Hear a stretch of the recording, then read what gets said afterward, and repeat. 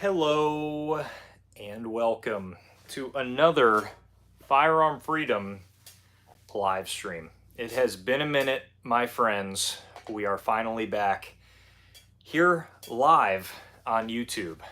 I missed you. I couldn't stay away, so here we are. It's been quite a hot minute since my last live stream. I'm gonna see if YouTube lets some people in. They might not. I don't know. As usual, YouTube's doing YouTube things, so we will see what we get. It has been, man, months, I think, since my last live stream. As always, let me know how the audio sounds on your end, how the lighting is, if something needs to be changed. Nice thing is you guys got the live chat, so it allows you to put comments in there and other things. If something's not sounding right, you can let me know and I can change it right out the gate. In today's live stream, for those of you guys that are watching this after the fact, we are just going to be updating as far as updating you guys with the channel, what's been going on in my life, some industry news and other things like that. And as always, it's going to be in more of an open live Q&A format. Every time it has been a while since my last live stream, a lot more people generally have questions about previous videos and other things that have just come out on my channel if you've seen them. So YouTube likes to decide who gets the live notifications and who does not. If you did get the notification, let me know down in the comments section. I'm always curious how many people actually got a notification that I'm going live and how many people didn't. While everyone is flowing into the live stream, of course, as always, shameless plug, there is a link down in the description right now to the current sponsor of this video, which is Grayman Tactical. Cool company, really like them quite a bit. I've been using their back car seat organizer thing for my third gen Toyota 4Runner, and it really does a good job, kind of get everything staged out, a lot of the preparedness stuff on there. I'm an affiliate with them, so they don't pay me for this ad space. I do it of my own free will to hopefully have a little bit of a mutual benefit. If you guys click the link, you buy something from the link, I get a kickback. You can use the code GMT10, and it really helps me out. I appreciate it. So let's begin. Since I got the notification, good to see a live stream. Can't watch it all right now. Have to finish it tonight. No problem at all. I appreciate the comment. So since the last time I've done a live, I think the last time I did it was before my son was born. So I now have a son. He was born April 29th, so a little bit over 3 months ago. And it has been an awesome but wild ride trying to do a bunch of stuff. And that is, I think many of you guys that are watching this right now or watching this after the fact that are parents know exactly what I mean. And those of you that are first-time parents like myself, it is definitely a huge transition going from not having a child to having a child and kind of changing your life over to the life of being a parent, which is a lot less time and figuring out how to manage that time. But everyone is healthy and doing great and growing like crazy. So that has been the most stressful points of my life right now, but also the best points in my life. It's kind of a really weird dynamic there. And again, that's just something that I think everyone experiences, but it has been awesome. I already bought him his first rifle, so that's cool. I bought it a few months before he was born, and it is a Mini Mosin, and it's the one that's made by Keystone, and it's pretty sweet, little single shot 22. I actually posted about that on my Instagram. If you guys don't follow the Firearm Freedom Instagram, it's a pretty good place to just see posts and other things that might not make it here on YouTube. Side note to that, we have been trying to build up the Firearm Freedom Discord server again. It is a wild place. It is a ruleless place for the most part. A lot of crazy stuff goes down there, but it's also a great place to talk and communicate. We got book club that we're trying to start back up again in there. That's a lot of fun, a lot of like-minded individuals, and some really awesome channels. If you guys are interested in the Discord, you can click the Discord link is down there in the description as well. You have to go through a little bit of a weeding out process that my moderators do in there. But once you do, I promise you'll be let in to all the fun, and it's a good time. As far as other channel updates, channel news, since the last time that I've done a live stream, I am steadily picking back up the video frequency. That's not right. You missed the live streams, right? The video frequency since the past probably about month and a half, I got it back down to 1 video a week, which is very, very low. A lot of the time here on my channel, it's been about 3 videos a week, and that's just getting used to this process with a new member of our family and kind of how that works. So now, finally gotten in the groove of things, and the frequency is starting to pick back up a little bit. We did 2 videos this week, 2 actual edited tabletop videos on the channel. If you didn't see those, that means that YouTube is hiding them from your subscription feed. It happens very, very frequently. So if you would like to see them, just go to my channel directly and the videos are right there. It was one on the brand new Resilient Suppressors Jesse's Girl Rimfire Suppressor, and then also a Gun Store 101 or Gun Store Customer 101 video earlier in the week.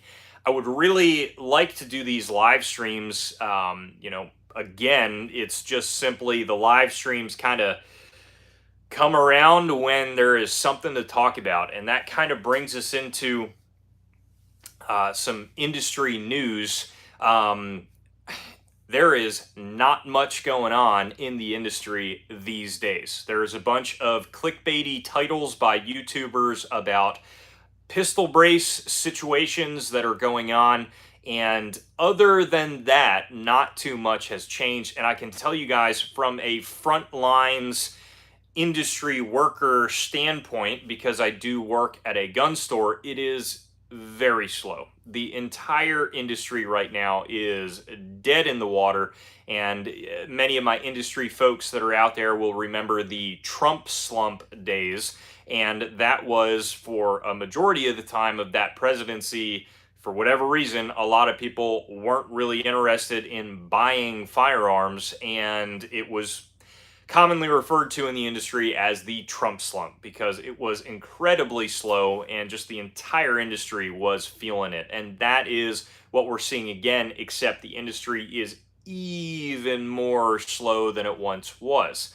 Now, what this means to you guys as the viewers, if you are a non-industry person, is it is the time to buy. If you're in the market for buying any firearms, prices are pretty dramatically starting to decrease, and we're seeing all of the craziness that was the past 2 years very quickly return back to normal with pricing, especially pricing on firearms. I've been seeing guns that during all the craziness were marked up $500, $600, $700 all the way back down to what they once were, and are almost dropping below that.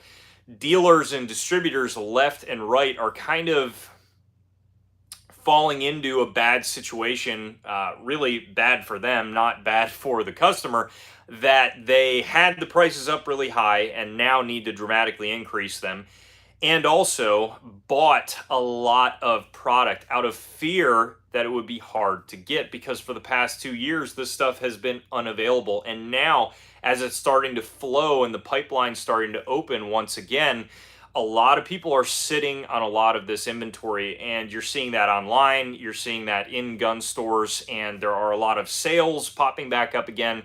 And the unfortunate part is, with the current economic structure that we're in here in the United States, it's not helping all that much because people just don't have money to spend. But if you are somebody that has a little bit of extra money to play with right now and you haven't been frequenting gun stores, it might not be a bad idea to frequent those stores once again, or just head online, check out some of the stores because the prices are definitely getting better.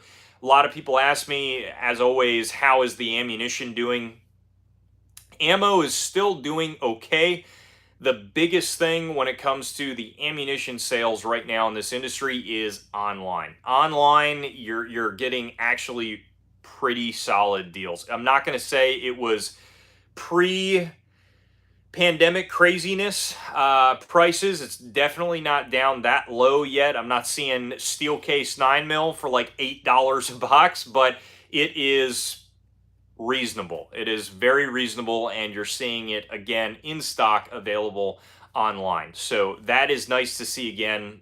In stores, it's still not the best. I would say if you're looking for good priced ammo and you're looking for a larger quantity of it, you're gonna have to go online. And that, for me personally, I have zero affiliations with Target Sports. In fact, more recently, they've been frustrating me quite a few times with some shoddy ammo.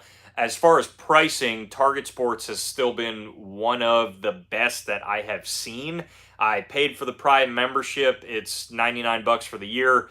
And that gets me free shipping, so I can get like one box of ammo, and it's free. I'm turning this into an ad, and I don't even have affiliations with this company, but it's pretty solid. So if you're looking for good priced ammo, Target Sports still seems to be the spot. And then, of course, Ammo Seek is your friend when you are looking for ammunition.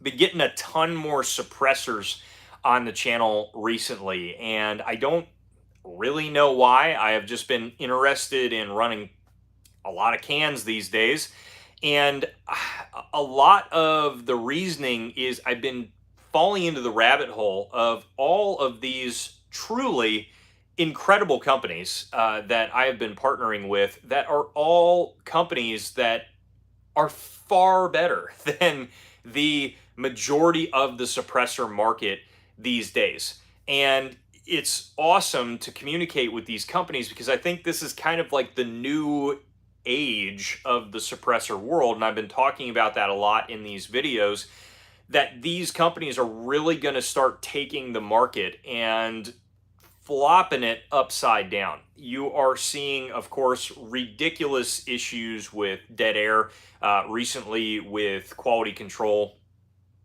Unacceptable. I have one dead air suppressor. I don't know that I'll ever buy another one. The stuff that I have been seeing, not to name drop, because that's generally used to start drama. You guys know that's not what I'm generally do or try to do at all on this channel. But when it comes to dead air and what I've been seeing on Reddit and other things in regards to their social media reps or whoever is controlling their social media pages, they are single-handedly driving that company into the ground. They are, the communication with people out there on the internet publicly is not looking good.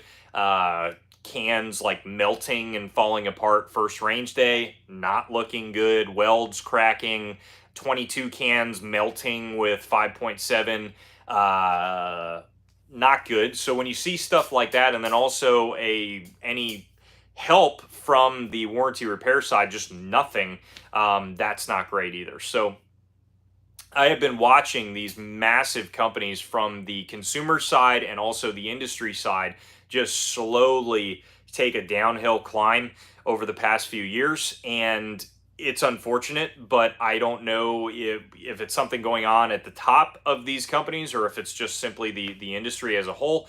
But I would almost guarantee we are going to see these massive players of the suppressor world take a step down, and all of these little, smaller, awesome companies take a step up.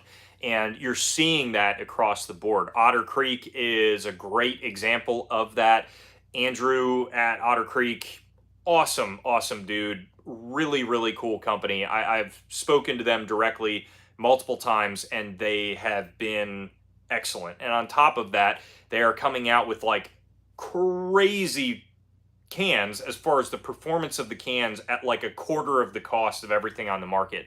That's cool to see. Will these companies stay with that pricing setup that they have as they grow and as people start freaking out and buying their cans? I don't know. But if they can continue that, it will be pretty cool. So I got a lot more of those companies that are going to be featured on the channel, and I'm pretty excited to get them a little bit more traction just because I want to see that happen. I want to see these companies step up where these massive multi-million dollar companies are dropping the ball hard. So that is another change on the channel that we have been going through. As far as guns and range days, that's been dropping down a bit. As far as new purchasing, companies have been helping out a ton.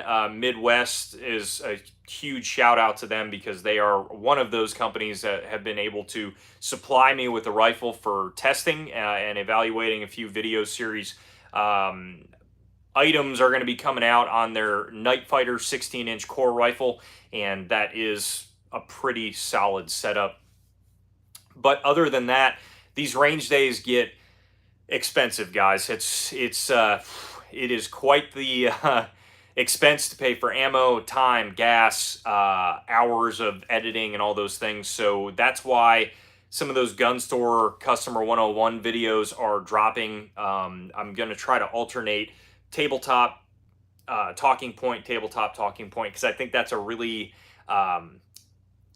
good way for me not to break the bank with the videos, because YouTube is definitely not raking in the money at the moment, but that's okay. I don't really do it for that. I just do it because I enjoy it and hope to make something of it one day, all that good stuff. As far as other news, on the political side of things, not really any change there. No change with the ATF. I am seeing a consistent amount as a consumer of YouTube and as a consumer of the gun-tuber world. I've been seeing a consistent amount of clickbait titles that's driving me absolutely insane. It's like these people are grasping at whatever straws are there, because I think this entire industry, including YouTube, is just slow right now. People, it's the summer. It's the first summer for some people. Many of us have been kind of doing the same thing regardless, but for some people, it's kind of the first summer where everyone's like good to go out and about, as far as the people that maybe were on a little bit more of the crazy side of that aisle for the past few years. Now all of a sudden those people are coming out and it's all over and we're good to go. And that, I think, has sparked like this massive drive for people to get outside, go on vacation, and get off of their phones and watching YouTube. So I think these YouTubers are consistently trying to clickbait people to get them to watch their videos, because I just don't think a ton of people are doing that these days. So that's been really frustrating me. I think we are seeing, first and foremost, the issues with Bruin, when you are seeing, again, we've been told, hey, because of the Bruin decision, 50 statewide, we're going to see assault weapons bans lifted. We're going to see the ATF get smacked down and all of these things. But I think the more troubling area of what I've been seeing is all of these individual case-by-case state basis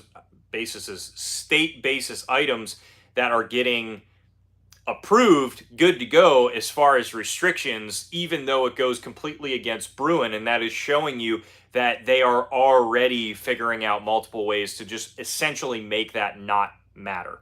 And that is what I kind of anticipated, and that's what I think we are going to continue to see, is a lot of these things are not going to matter in the ways that we think it is going to matter. And that has always been kind of my belief, but that is what we are seeing these days. In certain states, is Bruin doing an okay job? Sure. But I think in a lot of those states where now it's a shall issue carry state, again, we're still seeing that you cannot carry anywhere in the state, essentially.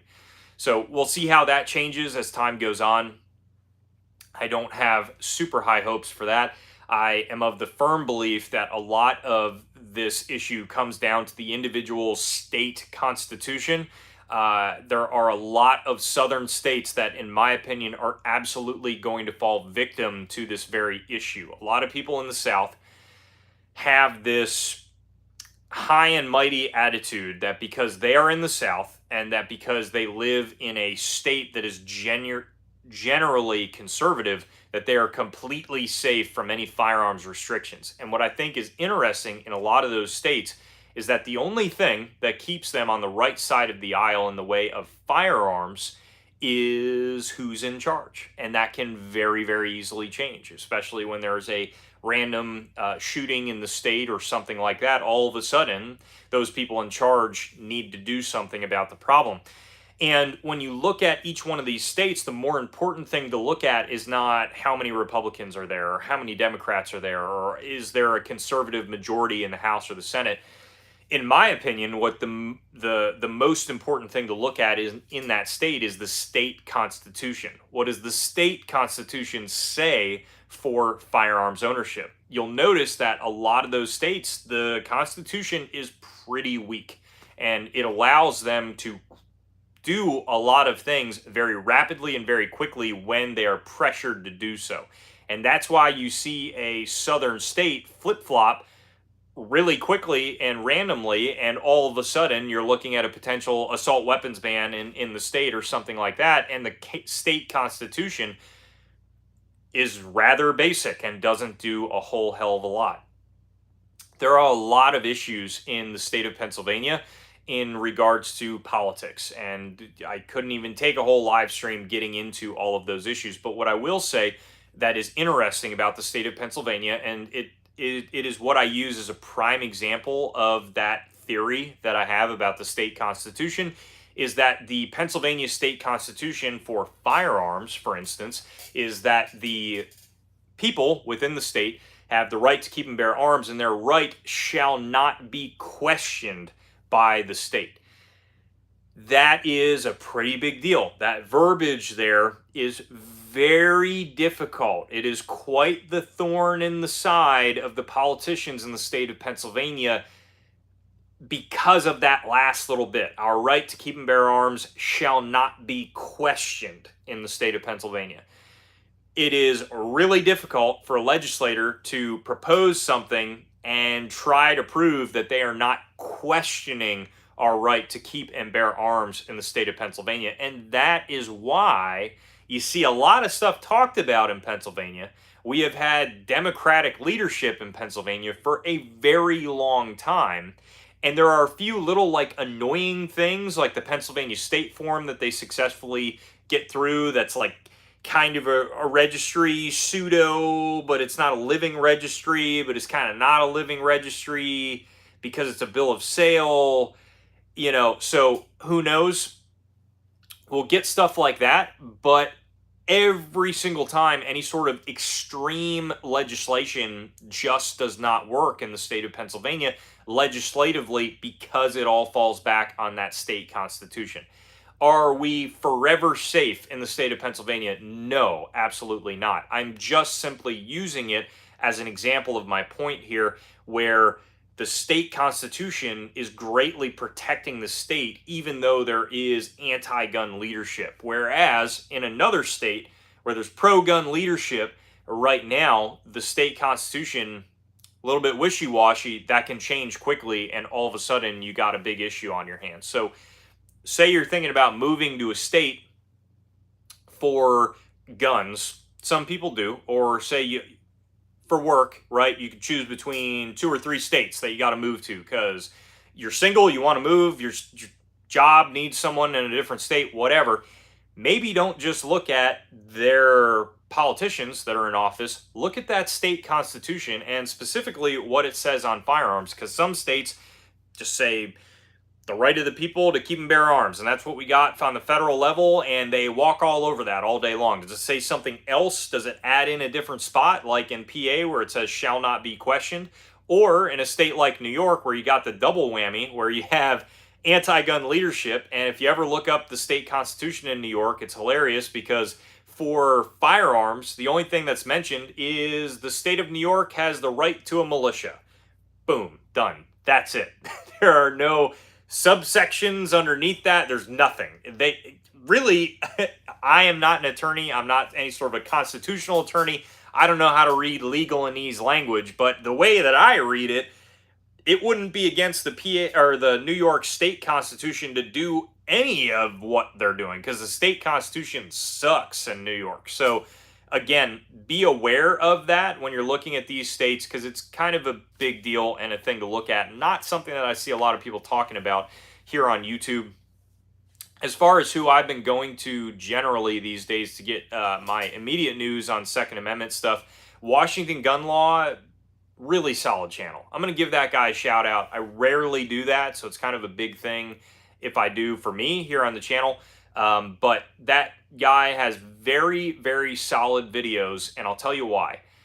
His titles are exactly what he's talking about in his videos, and the information is clear-cut and right there. It's not clickbait. I'm not seeing a bunch of crap all over the thumbnail that makes no sense and just makes you want to click on it, and I very much appreciate that. So if you're looking for news, that's who I would recommend. It is also, I should mention, the other reason why I like it is it's not just regurgitated FPC emails. That's been annoying the shit out of me lately because all of these people that are paid by Firearms Policy Coalition and Gun Owners of America are just simply regurgitating a FPC email that I already get in my phone, but yet now I get to be clickbaited into hearing the exact email once again played over through YouTube. So that is not all that helpful, in my opinion. So I think, man, I think we're going to be getting to the end of this live stream. We'll see. Mike, what is up, buddy? Guitar Hero Live. That would be sweet. Now, I don't know how that would work with Guitar Hero because of copyright on YouTube. That might have to be like a Twitch thing, and I've never used Twitch. I don't know how to use Twitch, but I don't know. We will see. Maybe I could be like all the other people on Twitch and just put like some nipple pasties on and like do some really obnoxious stuff and play scary video games and make $1 million. But a Guitar Hero live stream would be sweet. For those of you that don't know that inside joke, you should, one, follow the Discord and get in there because there's a lot of cool stuff going on. However, I just recently, I'll just tell you guys the inside joke. I decided to invest my hard-earned money into a PlayStation 2. And I swear to God, guys, when I flicked on that switch in the back and the black screen came on and the little like whispering things going on in there and the Sony popped up, it just hit that nostalgic chord. I about melted. It was good. And then I decided to go ahead and source a Guitar Hero 2 controller, and I have been jamming out to Guitar Hero 2. So that is where I'm at, and congrats for listening to that. So, yeah, that would be a good live stream. YouTube has shadow banned. I didn't get the notification. Yeah, I don't think a lot of people did. I'm not trying to say I'm like I'm anything crazy here on YouTube, but to give you guys like kind of an idea on percentages and why it's just kind of weird. So like throughout this live stream, I've had about 3 people watching the entirety of the time. Right now there's 7. I have 36,000 followers. So out of 36,000, like how YouTube works, I just hit going live. 36,000 people should have, according to YouTube, got a notification that says, hey, just a heads up, Joe Duran with Firearm Freedom is going live, right? Just check it out. It's a YouTube channel. It's pretty cool. That's what it should say. But yet, so there's 2 things going on. Either out of 36,000 people, 3 to 7 people were like, I'm not going to watch that. Which, if that's the case, I might as well end the channel now because that really sucks. Or there's something more going on and people aren't getting notifications. So, that's what we've been dealing with lately. So if you're watching this after the fact and you're like, I wanted to see it, no big deal. I will definitely be doing more live streams, and going from there. Side note, before I start to wind it down, because we just got 9 people, so people might be getting notifications. If you want any questions answered before we start kind of winding it down, because we've been going for about a half an hour, throw them down there and I'll definitely continue it. I'm going to kind of judge how the live stream goes with you guys. If not, no big deal.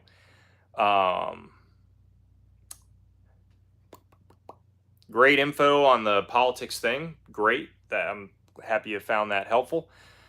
I'm still waiting for the F-bomb for the live. You know what? This one might not have an F-bomb. I gotta cherish the F-bombs. The F-bombs can't be just thrown out. It's got to be a dash. Just a dash of profanity.